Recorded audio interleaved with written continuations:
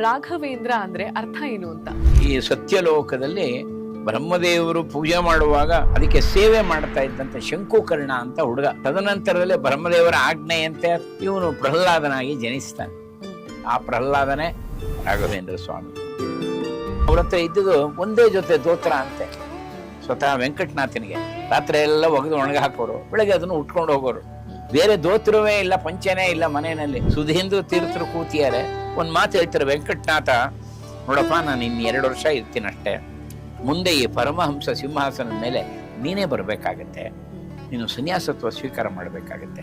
ಇದನ್ನು ಕೇಳಿದ ಕೂಡಲೇ ಮೈಯೆಲ್ಲ ತುಂಬಂದು, ಈ ಮಗು ತನ್ನ ತಂದೆನೇ ಗುರ್ಸಕ್ಕಾಗಲ್ಲ, ಕಾವ್ಯವಸ್ತ್ರ ಧಾರಣೆ ಮಾಡ್ಕೊಂಡ್ಬಿಟ್ಟಿದ್ದಾರೆ, ಕೇಶ ಮುಂಡನ ಮಾಡ್ಕೊಂಡ್ಬಿಟ್ಟಿದ್ದಾರೆ, ತನ್ನ ತಂದೆನೇ ಗುರ್ಸಕ್ಕೆ ನೋಡಪ್ಪ ನಿಂತೆ ಗೊತ್ತಾಗುತ್ತೆ, ಹೋಗಿ ನಮಸ್ಕಾರ ಮಾಡಿ ಬಂದ್ಬಿಡು. ಜಗದ್ಗುರುಗಳವರು ಮೆಲ್ಲಗೆ ಹೋಗುತ್ತೆ, ಪಾಪ ಕೈ ಮುಕ್ಕೊಂಡು ಹೋಗುತ್ತೆ, ಹೋಗ್ಬಿಟ್ಟು ಅದ್ರ ಹತ್ರ ಹೋಗುತ್ತೆ, ಹೋಗ್ಬಿಟ್ಟು ಆ ಕಾಲು ಹಿಂಗ್